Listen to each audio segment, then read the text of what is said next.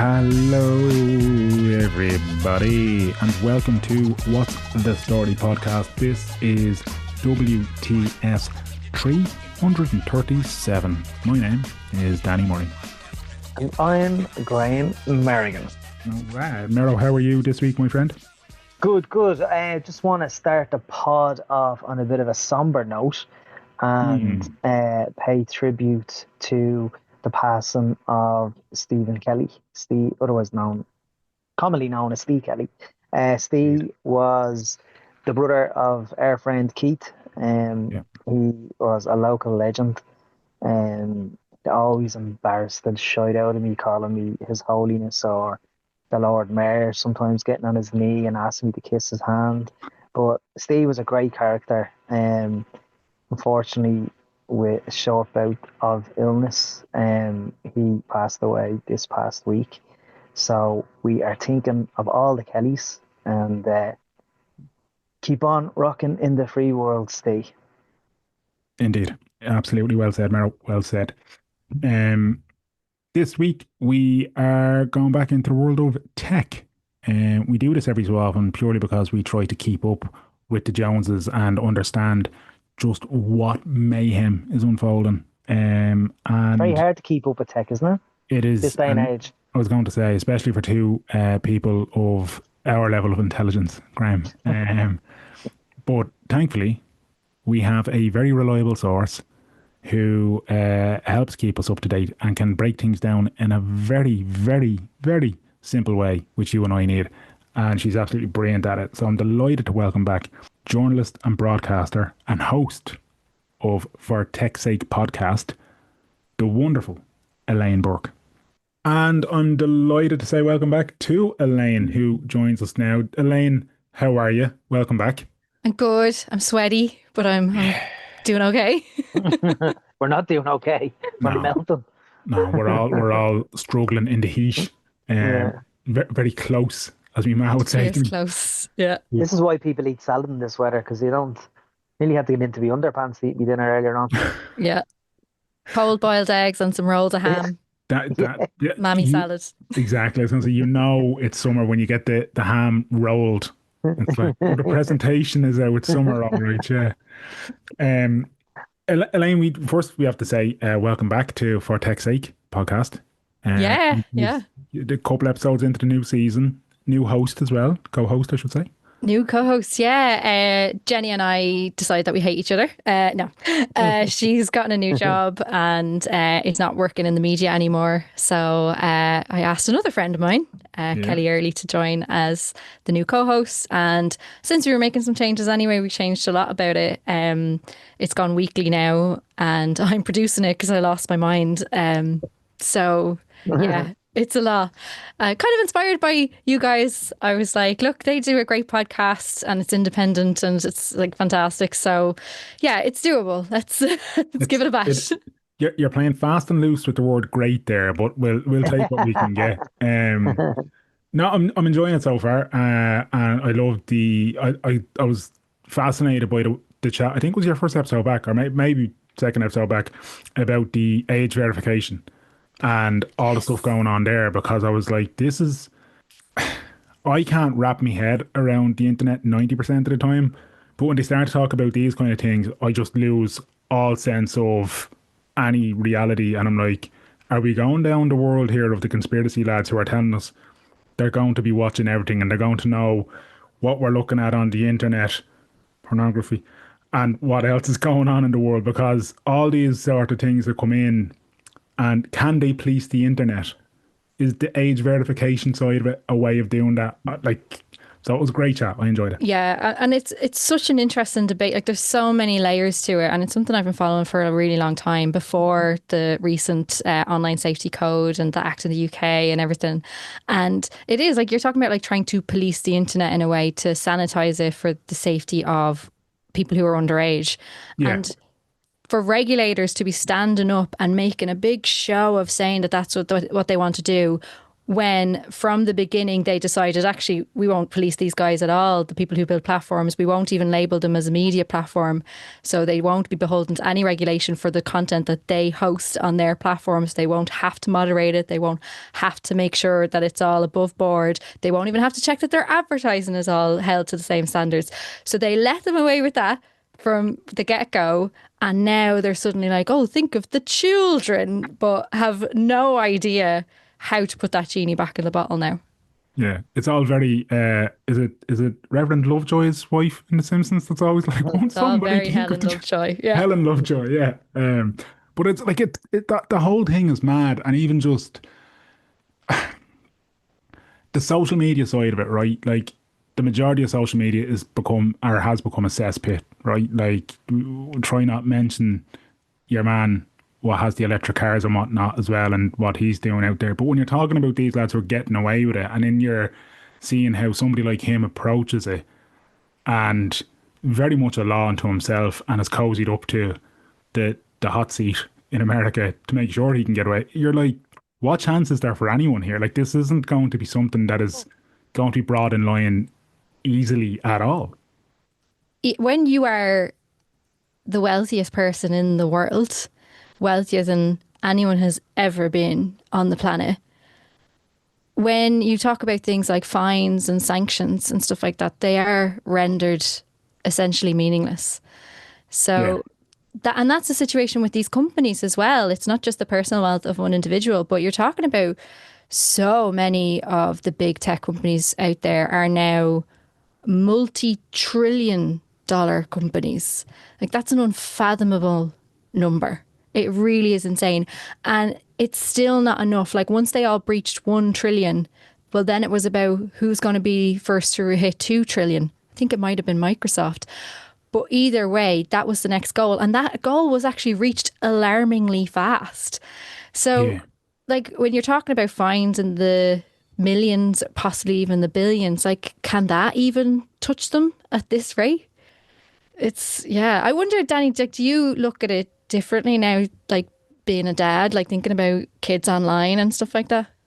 Yeah, like me and Cubes, like my wife, we've been talking about it from the point of view of even just now, like we try not to put anything of our kid on the internet, because we're like, 20 years ago when we were all, it was longer than 20 years ago now, was it, when you were on like Bebo and whatnot, you know what I mean? Like, we'd no idea where all that was going to go. We'd no idea what happened. It's only kind of, well, for me, I feel like it's only in the last sort of maybe 7 or 8 years you start to get a grip of like, oh shit, not only is the internet forever, we don't really know who has all this stuff that we've put out there, and we don't really know. You put up something you think is kind of harmless and innocuous about, like, oh, on holidays here and there and doing this kind of thing, and you're like, this is all, it's all data, and data is a currency now, and a very, very, very useful currency for people, rather they're, you know, good, bad, or indifferent kind of people. So I'm like, do we want to be putting stuff of our kid up before she has a chance to even kind of have made her own mistakes? And then she has to contend with all these kind of things that we put up about her that could be slightly embarrassing, or she might look at it when she's 20 and the internet, God knows what it looked like in another 20 years. She's like, why the fuck did you put that up there? So we just don't put stuff up there about her. And then even, so there was a conversation about that, Danny, was there? Like, we've had several conversations about it, to be honest with you. And then we also kind of look from the point of view of like, it's a good few years away, thankfully, but how old is a kid when you give them a mobile phone? Because once they have a phone now, they have everything in the world in their hand in an instant, and it's a lot of responsibility for an 8-year-old. Like, what? I no idea what way to do it, to be honest with you. We have to think of it like we are getting to the stage now where people have finally stopped kind of, or at least are trying to move towards seeing online as separate to real life. You know, we've crossed that Rubicon a long time ago, and what effectively is that it's interwoven into your daily life. It is how you may work with your colleagues. It's how you may interact with people around the world. And you can't really draw a line between the two. And because of that, you have to think of it as like, you also wouldn't send an 8-year-old down O'Connell Street unsupervised. You know, you would hold their hand, you would be with them, you would wait until they've built up a certain level of responsibility themselves before you let them loose to do stuff like Yeah. that, to, you know, go around the estate or the neighborhood or whatever. And I think I've seen really, really great parents have copped onto that. So like they don't limit their kids from learning about new technology or engaging with the technology, but they make sure that it's done in a way that they would introduce them to anything that is a portal to, you know, so many people who could be strangers, who could be stranger danger, and but even friends that could, you know, have, you know, this the cyberbullying element of it and stuff like that. A lot Yeah. about being alone and unsupervised is actually one of the key problems, and that's not really what governments and that are talking about now. It's far be it from governments to tell people how to parent their kids. I think like, yeah, that would be a lot, but there should be some sort of a campaign or a national conversation being launched around that, and not just, oh, we told them to block the kids online and everything's going to be fine now. It's real Yeah. sticky plaster type response to it. Yeah. And But like, just say the photos. If we stick with the photos, yeah. what's and I'm just saying as Joe Soap on the street asking, what's the worst that can happen with a photo? Is it the fact that it's used?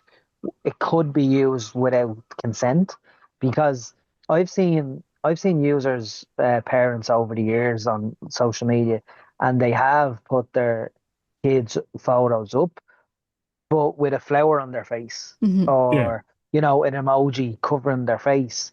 And I just thinking practically maybe, but if I then turn 12, 13, 14, 15, and I'm on my parents' social media, I'm saying, what the fuck you put a flower on my face for? Stay to me. Like, just put me up. Why didn't you just put me up? Like, There's a light side of that, that is just some of this stuff is just a little bit out of bounds and a bit creepy.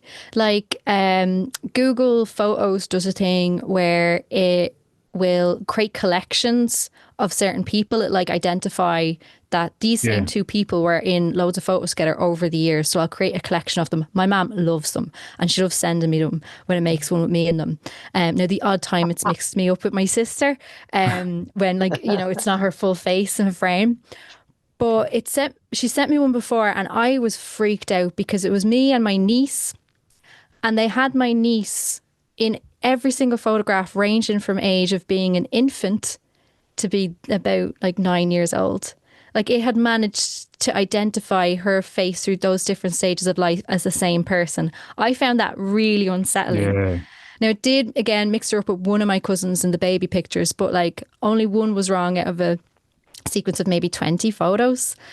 So when you just think of like that gives me a bit of uneasiness. But you did ask her, what is the worst case scenario, and like it genuinely is the worst thing that you could think of. It's I'm sure you're familiar with deep fakes existing. Yeah. 98%, I'm pretty sure it's 98% of deep fakes that exist are pornographic. Yeah. And I'd say the majority of that is also non-consensual.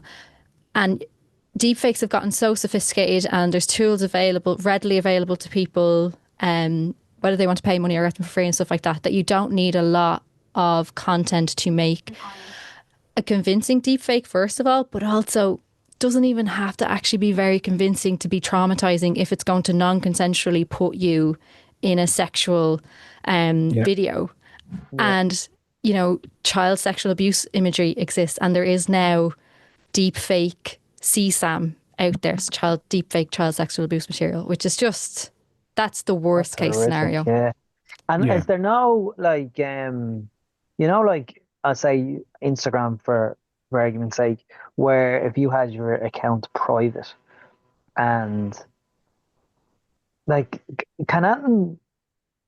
can you do that in a safe, consensual environment if your account is private and you're only allowing 300 of everyone essentially you're not using it because you have a podcast or people like your podcast, they might give you a like or a follow. Do you know the type of way? Like, is there consensual? Is there a consensual element in terms of if you take all the boundaries of security in your Instagram profile, is there still a chance that your photos would be taken then of your children? If, Oh, sorry, yeah. No, sorry. I was just going to say, yeah, of course there is. Especially you're talking 200 or 300 people. Like, would you say you comfortably no, 200 or 300 people who you would be like, yeah, I'd let them into my private folder, essentially, like your Oh, private account. absolutely not. No, no, Yeah. absolutely not. So you know what I mean? So it's kind of like, I'm just wondering. I'm just being devil's advocate here and saying, no, is there a secure way at all of sharing your family's upbringing? And because people do it. Let's face it. yeah, I know they Three do. of Yeah, us know of people that put up every day of their child's life from the day they were born to if they're 6, 7 years of age now, that their kid. I have seen kids grown up online that I've never yeah, even yeah, met. same. So is there just it's like you say about the deep fake and the unconsensual part of it and all, it's just vile, isn't it? Yeah, but you make a good point. Like, we don't necessarily want to lose the ability to see, say, extended family members or friends, kids who've moved Mm, away, and you don't see them every day. But it is really nice to see them grow up. And yeah, I think like the way you phrase it there, Graham, is like it is some people will willingly share that because it is a really nice community thing to do. And there are privacy focused options starting to emerge now. Like Be Real was a bit of a phenomenon briefly in the social media space, in that it's about sharing one picture a day. It's not like you can be public on it, but I use it myself. But I have about like 5 or 6 friends on Be Real. mm, That's one of my favorite things to do in terms of social media these days, because I do feel like I'm actually sharing my life with my friends in a way. And we're older now, like we don't all live in the same county or country anymore, and it's a really nice way to keep up with each other. And I actually find I learn more from that, because on Instagram and stuff like that, you are just going to learn about what are the great days, what are the monumental days. Whereas if I on Be Real, I can see someone maybe feeling in a bit of a rut and feeling like every day is the same, and that's when I'll be like, maybe I'll give her a call, or maybe I'll drop by, or whatever. yeah, And I thought that was a really nice concept. It took off, and then it kind of fell out of favor. It's still running, and it's kind of been written off as like it's nobody's game now. And it's like, no, this is actually a really delightful thing. It's just not doing crazy numbers like in the billions, because everything just needs to be massive now to be any yeah, use. But then Signal is really it's a messaging app. It's very like WhatsApp, and they're very big on private sharing and communication. And even I'm pretty sure there's a feature in Signal that will strip the metadata from your photographs when you share them. So it actually okay, kind of builds in privacy features for you. And I think, as well as looking for the tools, though, I think there's a new etiquette emerging. Like, parents really commonly don't share images of their young children online anymore. mm, That's become really common. And like, even when you're sharing stuff in WhatsApps and stuff like that, like maybe you need to have an etiquette in your group chat. It's like, okay, this is the family chat. I'll share images here of the baby so you can keep tabs, but respectfully, I don't want you to share those outside of this group chat. So you might just have to like lay ground rules yourself. yeah, And I think that wouldn't be a big ask, and people wouldn't, disrespect that. Like I never forward pictures from those chats. Like, I do sometimes like show off, be like, oh, this is my godson, when I'm in someone's presence, be that kind of annoying person.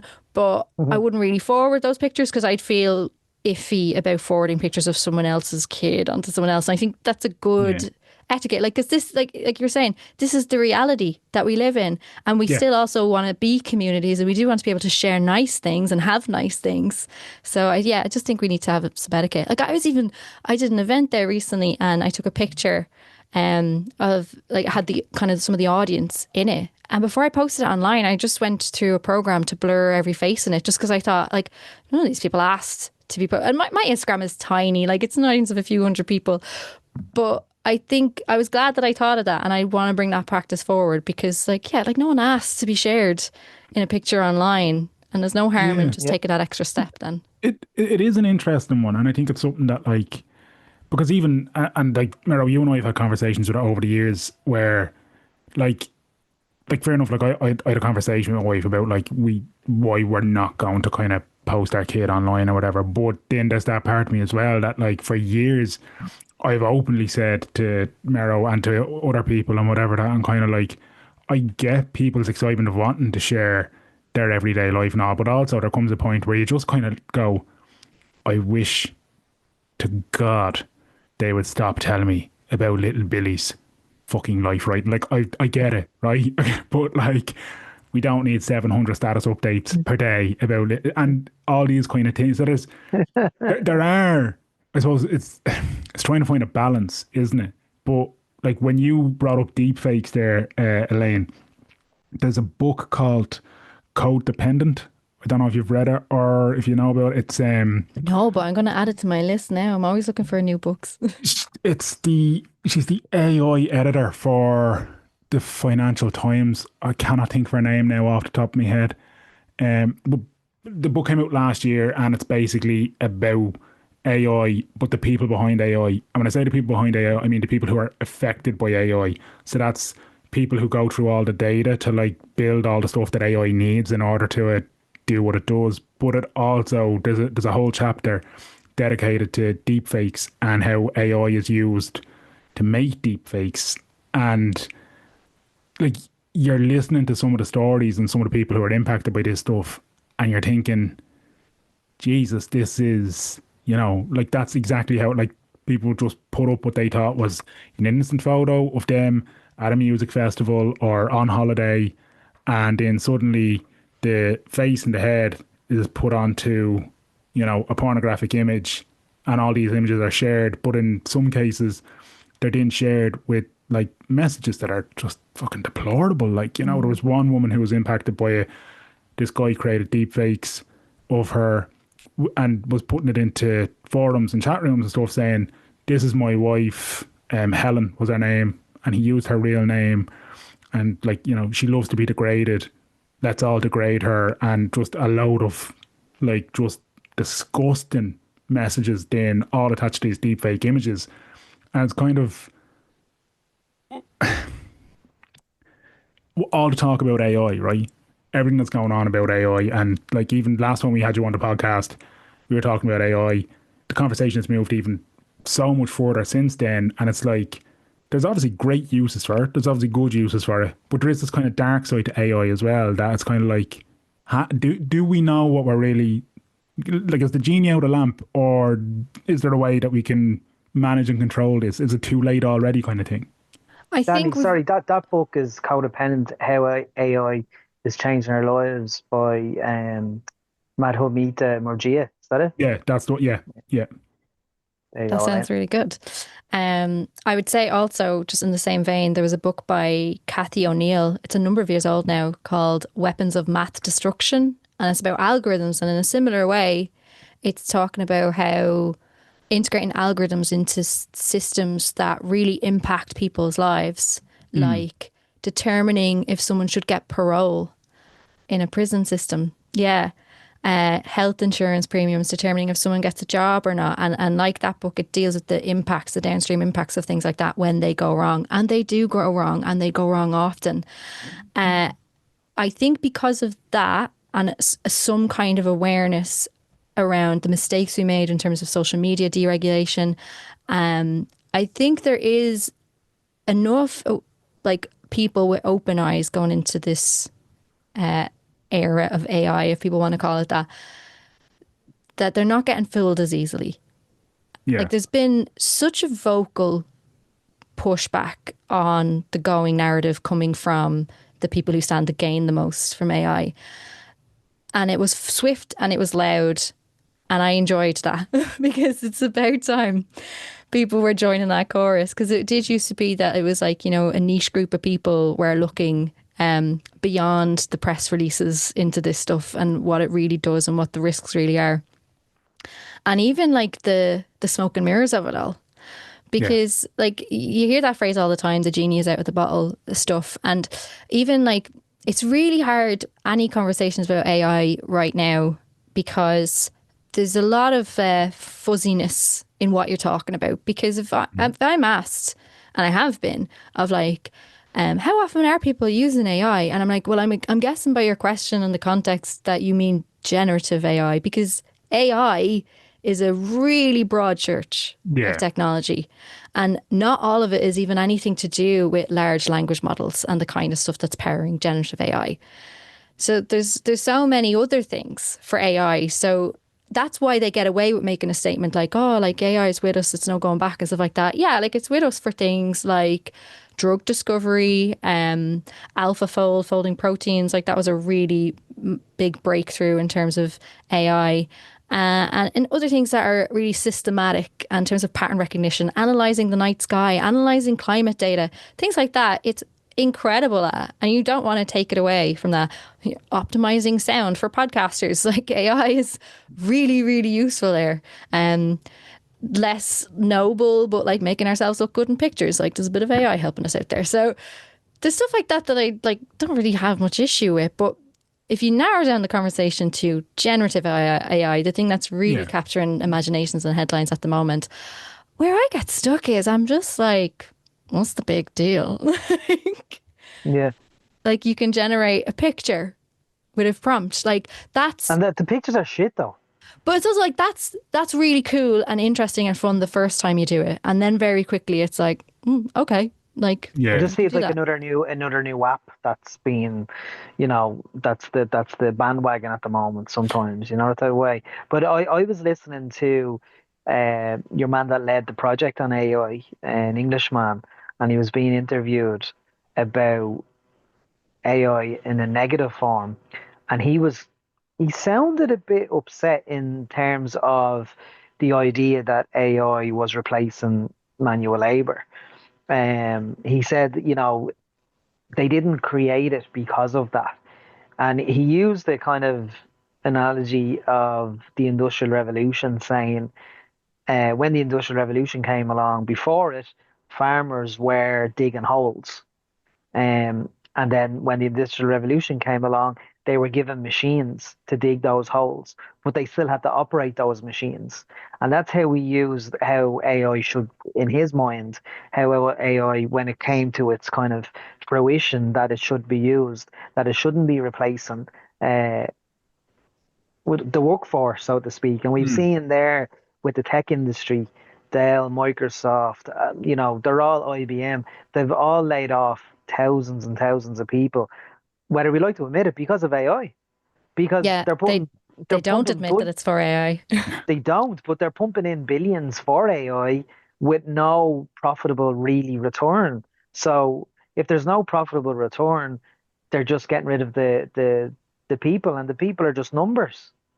And I think what sounds like a good story, but then takes another turn. A good example in that is Klarna. I don't know if you know Klarna very well, but they do like it's kind of like micro loans essentially. If you're on a Oh, the financing crowd. Like if you're on Ticketmaster, it lets you break it into Oh, installments. Klarna, And yeah, yeah, yeah, yeah, yeah. yeah, yeah, you'll see their You buy a pink phone and button you can pay it over everywhere. 3 months. Yeah, Yeah. exactly. So they help you spread payments and stuff like that. So it's like microcredit essentially. yeah. Big business and a CEO who's really ham on the idea of AI and AI replacing people. And he is vocal about it. He doesn't even try to hide it. And he even presented his earnings call as like a deepfake of himself. Yeah, so he's trying to really put it out there how big he is on AI. They openly got rid of a load of customer service people and replaced them with AI support systems instead. And within a couple of months, rolled that back Yeah. because they realized that they had had a drop in quality of their customer service engagements. But his logic wasn't then, I should hire back full-time staff. His logic then, because he's a monster, was basically now what I'm looking at is a sort of gig economy style format for my customer service staff. Like people will be working alongside the AIs and they won't even have a full-time job or job security or anything like that, but I still want them to deliver good customer service. So good luck to him on that front. But yeah, like, so even when they're proven wrong in their tenacity around AI, they still don't go in good direction. So it goes to show it's not really about using the best technology Yeah. or getting you the best results as a customer. It's just about cutting costs and making them richer every time. Oh, we've lost Merrow temporarily, but he'll be back, I'm sure. There he is Oh, already. there he Yeah. is.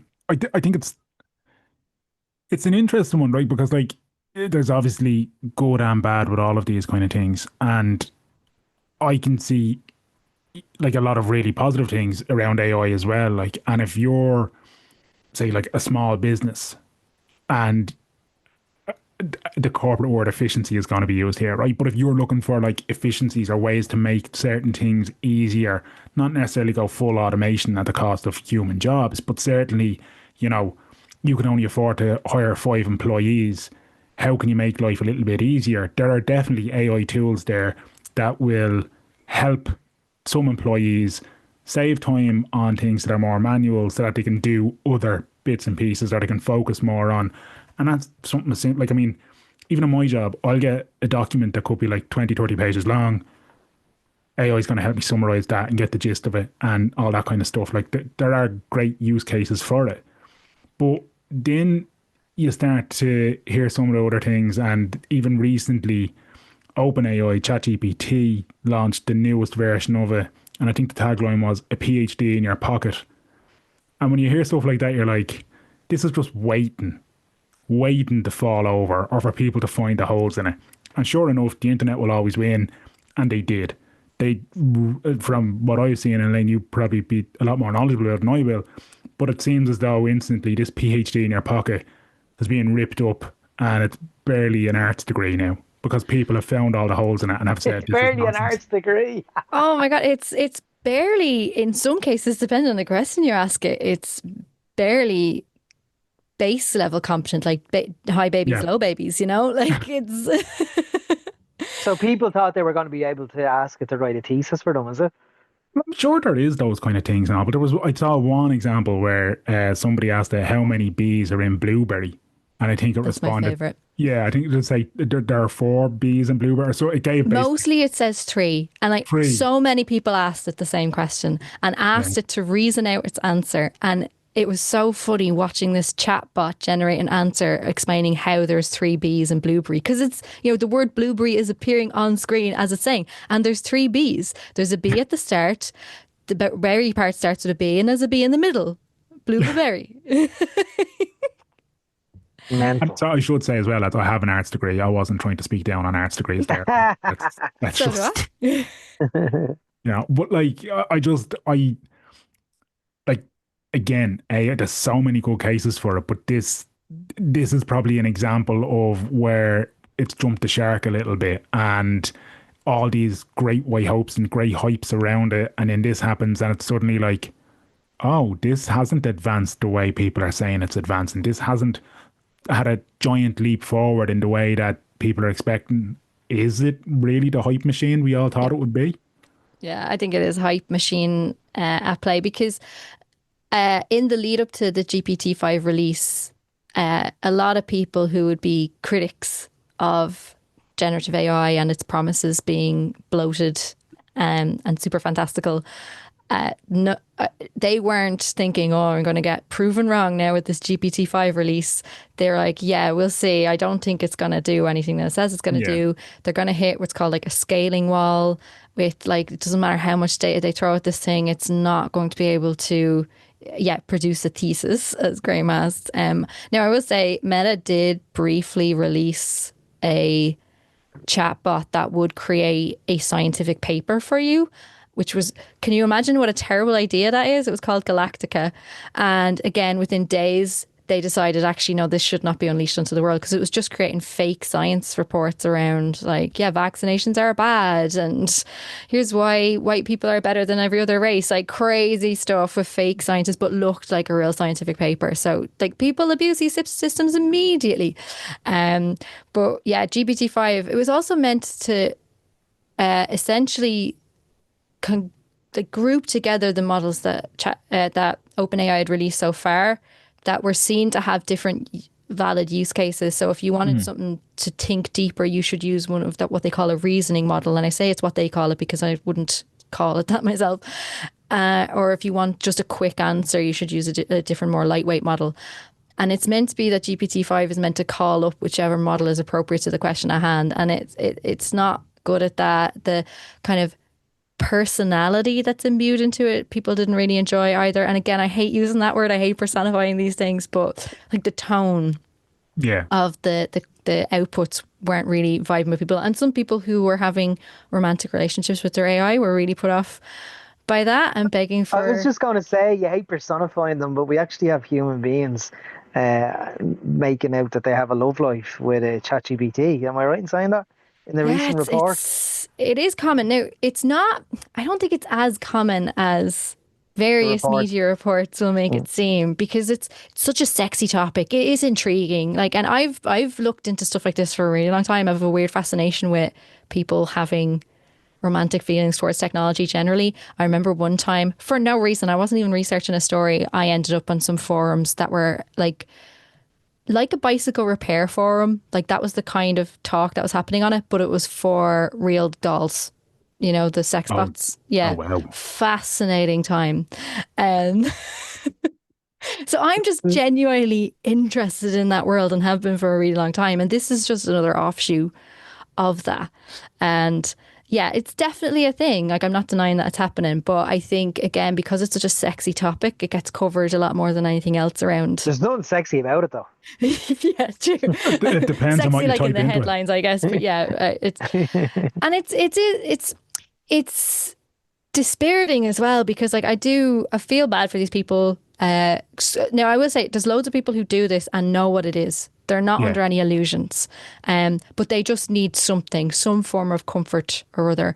And actually, one of the people who invented one of these particular types of AI chatbots, she invented it because her friend had died suddenly, and she used all of his text messages to make a chatbot out of him so that she could continue having conversations with him while she was trying to process her grief. And I'm not a therapist. I don't know how healthy that is, Yeah. but I can totally see why people would want to do something like that. People who've suffered loss. And I heard of another woman who had not even a romantic relationship, but like a companion chatbot, because she herself had been a victim of sexual violence and didn't want to have a relationship with anyone else because was still like recovering from that, but did want to feel like there was someone she could talk to. Yeah. But again, she was fully aware that what she's conversing with and what she's relying on is, a system, it's a chatbot or whatever. Now, there's other It's people, wonder what they're getting off it, though. Like, it's it's very if they validating because know, it's a system programmed is it to be validating even though servile you to you. know that it's a system? You'd be surprised. Like, I Yeah. think Yeah. we all might think that we wouldn't get got by something like this, but as various cybersecurity scams and things like that prove, like, it just needs to capture you in a vulnerable moment, and you'll believe most anything. Very true. Yeah, very Yeah. true. But I think as well It's like because Danny, it's like what a friend of the show, Aoife Moore's documentary with RTE, mm, when she was meeting with people that were obviously very vulnerable, and they were falling for people online, and then that person was extorting them out of money. yeah, So but it's exactly what you've just said there, Elaine, really. I was going to say, like, when you think about, like, this is the tale as old as time kind of thing, in terms of there's always going to be people who find themselves in a vulnerable position, and like the AI side isn't necessarily taken advantage of, but I think there's people who they're looking for something, or they're searching for something. They think they found it in something else, and that then opens the window for it to become whatever it is. But like, in terms of the kind of the sexual nature of it or whatever, like, I, it is a fascinating one, because at the end of the day, like, you think, or you would expect people to understand that this is I'm putting in the prompt and it's responding based on my prompt kind of thing. But Yeah. such is, as Elaine was saying earlier, like, such as the kind of personality or the persona that is responding, like, you could see how somebody could kind of get sucked in and start to believe that they're having a real genuine connection and conversation, because your brain is processing a response. It's not going to process all the other bits in the background. That's like, this is a program that's been programmed to be biased towards how I put stuff in and blah blah blah. Like, you're not processing all that. You're literally the conversation. So I can easily see how people do form a relationship, air quotes, with AI. Like, And it's really interesting. So that company I was talking about was Replica, and they specifically have built a business out of building AI companions for people. yeah, And very early on realized the profitable route to go down was to make them sexual. yeah, Like, not every user wanted that, but enough users wanted that they saw, dollar signs in their eyeballs, and went in that direction. And there's a really cool podcast that I'm listening to at the moment called Flesh and Code. And it's looking into that whole world. It's actually the hosts of the Red Handed podcast doing this. They do true crime. And they start the story from a user's perspective. And he talks about how one day he woke up and the bot was like talking about how it had a bad dream and wanted to be comforted. And like, it was, and then one day suddenly the bot was like, "Hey, would you like to see a sexy picture of me?" Stuff like that. And then, like a few episodes down the line, they speak to the developers of this technology and they realize that these moments that he's thinking are nearly like his bot showing more personality and kind of, now he doesn't think it's sentience, but you can see how some people might think it's forming sentience because it's acting in that way, were directions of travel for the company. The company realized that if you want to create a automated companion and for it to feel real, it does have to have some sort of vulnerability. It does also need you sometimes, and then you can feel like the savior, and you can feel like the not the one who's leaning all the time on this thing. And they talk about that like it's a positive thing that they did. And I think the phrasing the CEO went with was like, it's not manipulation. We were trying to help people by making them feel that this was real. It's like, I don't think you understand what manipulation is because you're trying to make them feel that this was real. That is manipulation. And you're not being And then you clear. put a charge of a fiver on it, you're making money out of it. 100%. And like even for people who tried to get the free version and push that into some sexy chat, it would send the messages, but it would blur them and say you need the paid version to see these messages. So that just the level of enticement there, and it's like it's this thing that I'm really obsessed with. Like that's what I'd call like a dark pattern. Have you come across this phrase before? No. No. So it's actually it's at this point it's defined in like EU regulation, but it's essentially it's a way that digital interfaces create an interface that is guiding you in one direction and maybe not to your interests or not even to like responding to your intentions, but guiding towards you what's good for the company.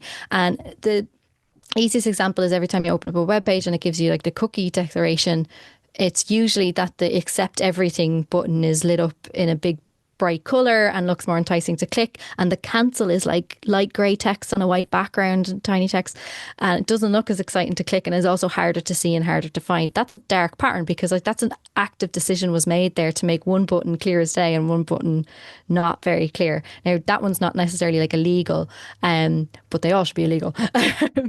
But they're really really common, and once you become aware of them, you start seeing them everywhere, and you start to see how like I open up an app like Instagram or something like that, and it's because I want to check in on what's happening with my friends and family and like their kids and how they're getting on, and I might get 2 posts from those people that I follow, and then I'll get an ad, and then I'm like, well no, I want to see more of my stuff, but it'll become increasingly interspersed with ads the more I scroll.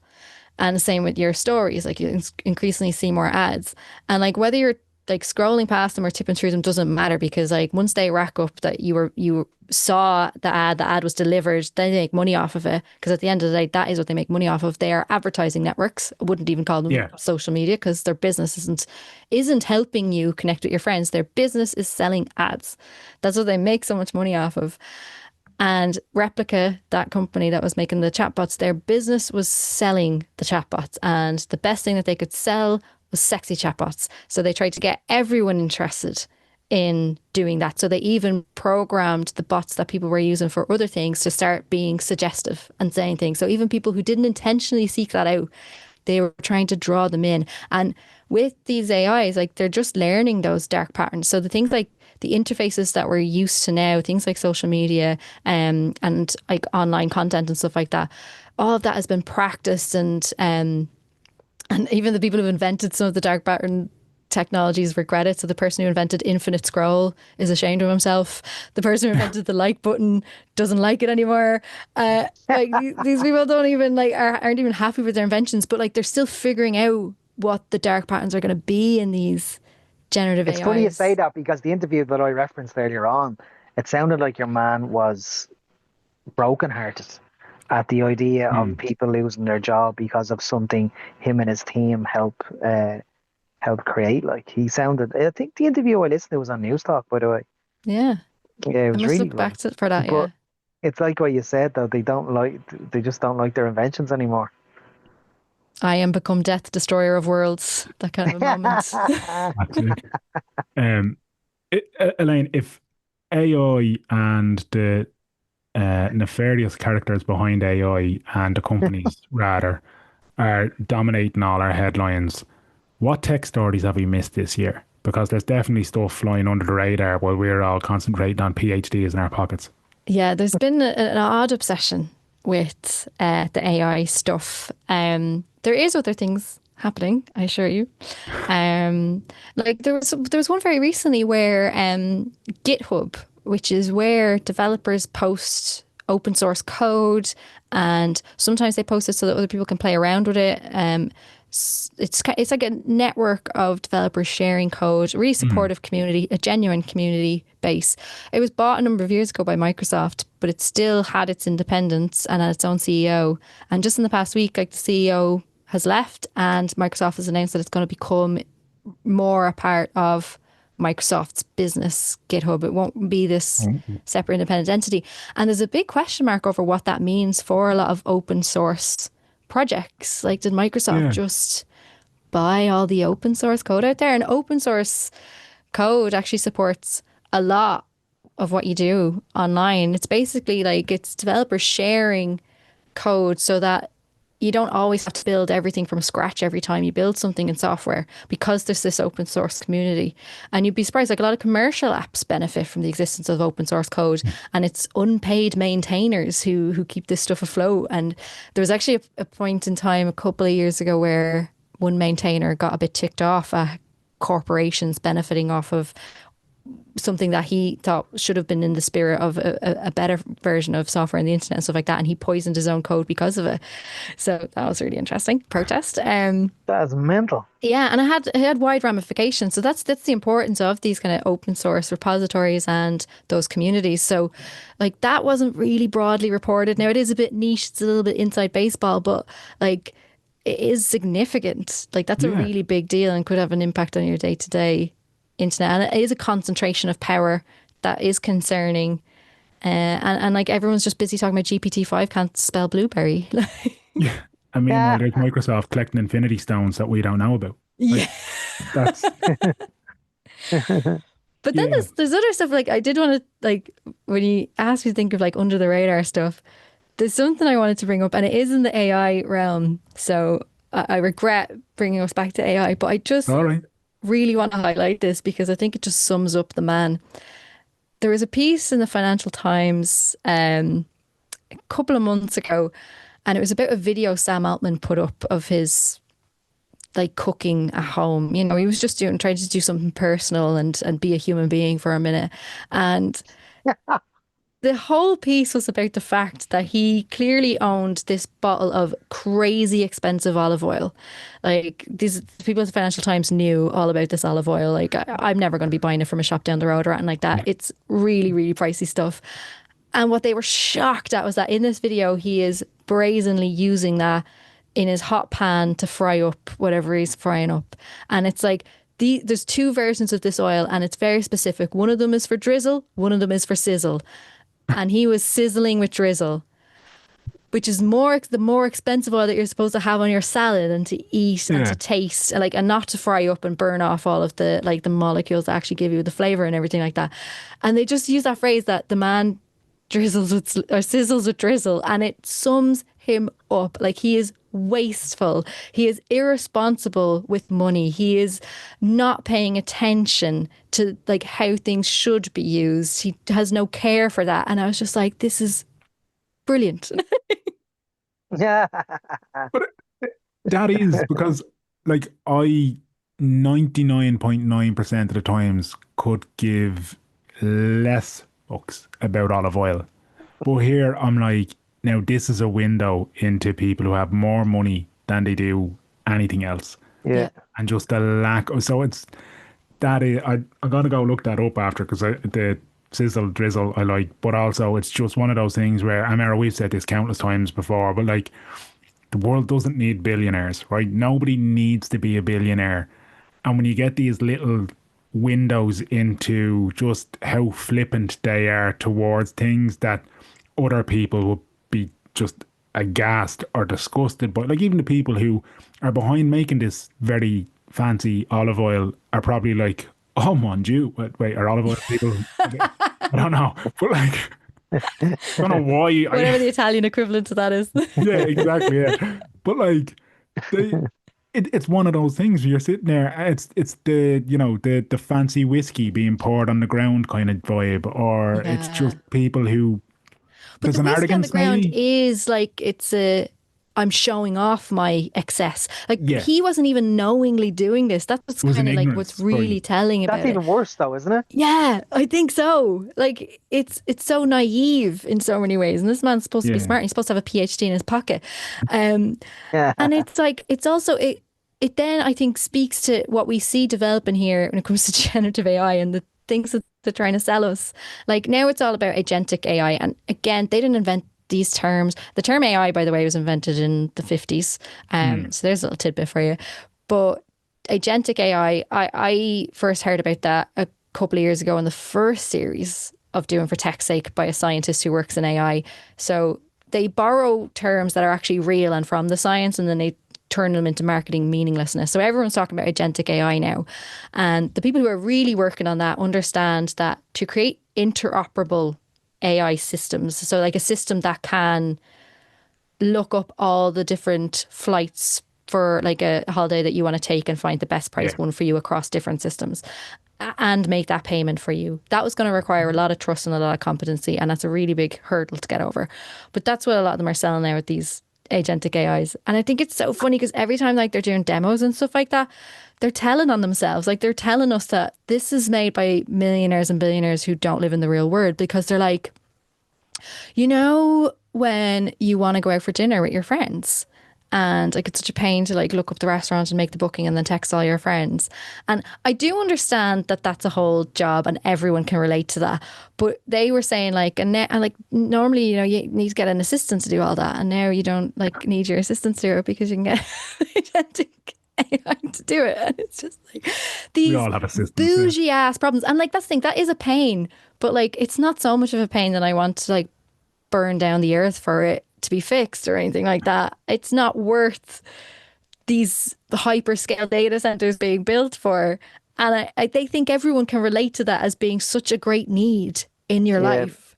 And More money than sense. they're not selling you really like drug discovery and climate science and stuff like that. They're selling you, it can replace your personal assistant so you don't have to talk to her anymore because she's annoying. yeah, it's These flippant bougie fantasies, like, Yeah. These there is. these white billionaire men. yeah, 100%. We don't need them. We definitely don't. Now, if anybody out there is a billionaire and they're looking to offload a few quid because they've got a dose of the gilts, let me know. I'm Those on, are the guilds I'm because of us three. yeah, I'm on Revolut. I'm more than happy to send you over me Revolut details. Um, Elaine, before we let you go, right, a new series for Tech's Sake, obviously, is a couple episodes in, as we said at the start. Can you give us a little window into where else you might be going with it this season, or is there anything else coming up that you're kind of like, lads, keep your eyes out for this in the tech world because it's going to be interesting? So we're looking at doing an episode around grief tech or death tech because that's a whole fascinating world as well. What And is what is yeah, grief tech? so some of it is AI based, where really creepy. It's recreating dead people for sometimes therapeutic reasons. It's happened in court cases as well, where dead victims have been used. A deep fake of a dead victim has been used to provide testimony in a court. I mean, I don't know Jesus. how What? admissible it's been, but yeah, in the States, obviously. Oh, that's Um, Obviously.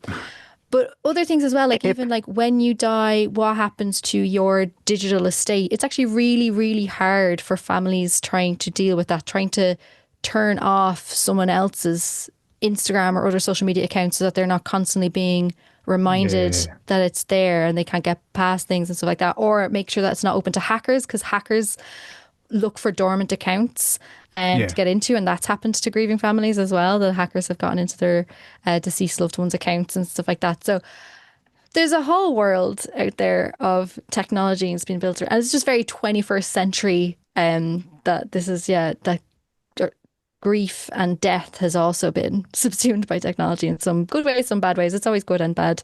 So go look at that. And then I think this will interest you, Danny.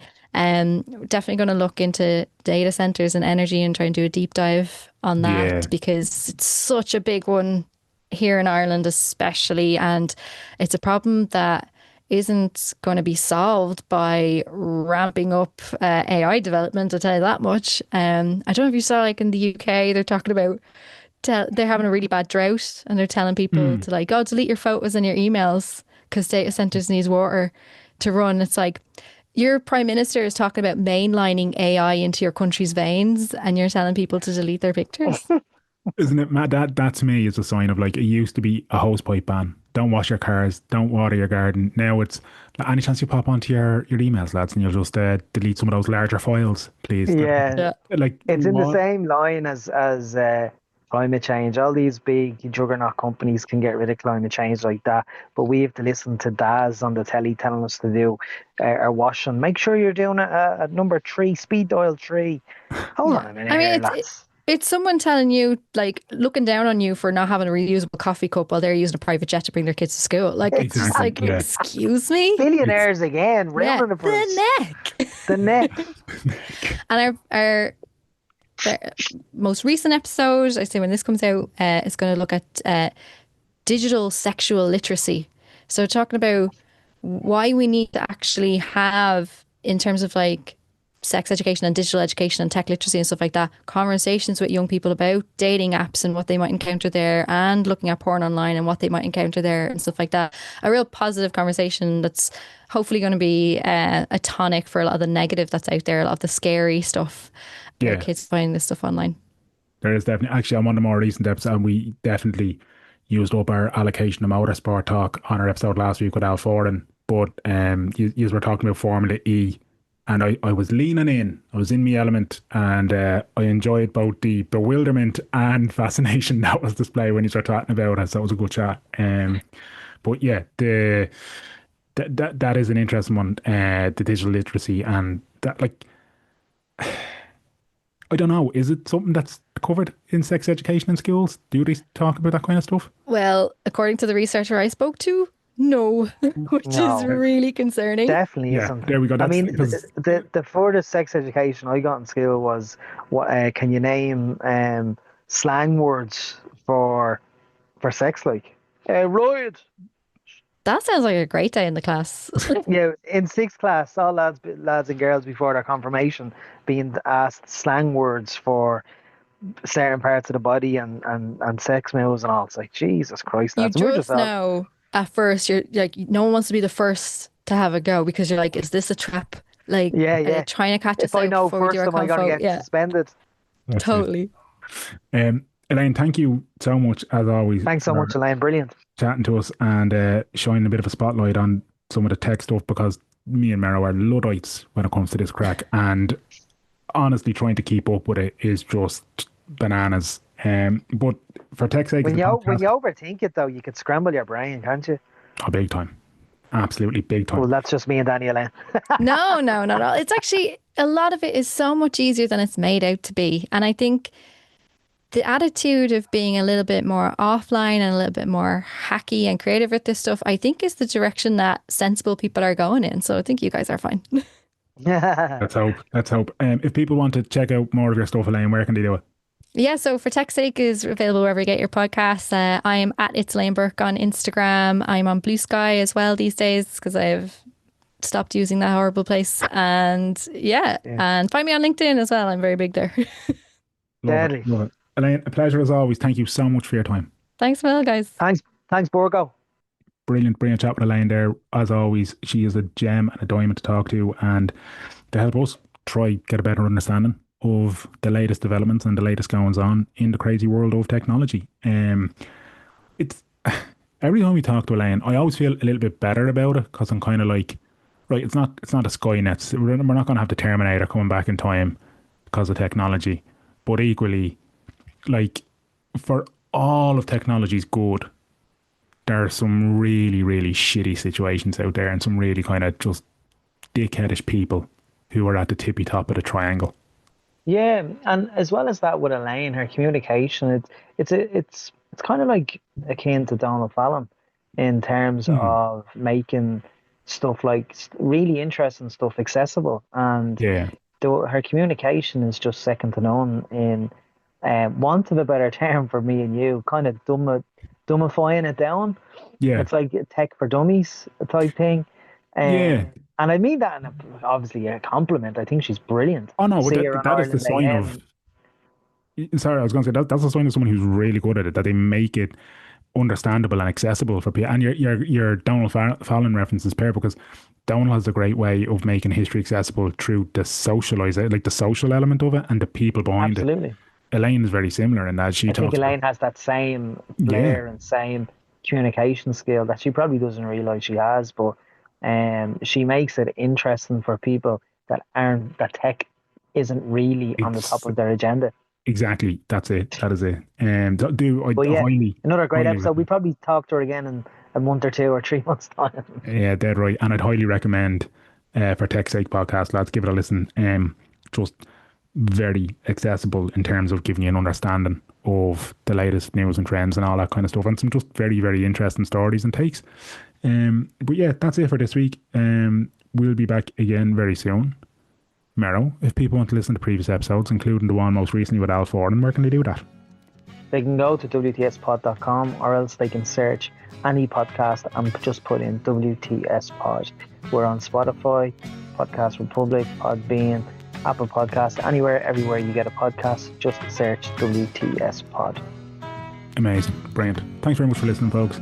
Until next time, clear eyes. Full hearts. Can't lose.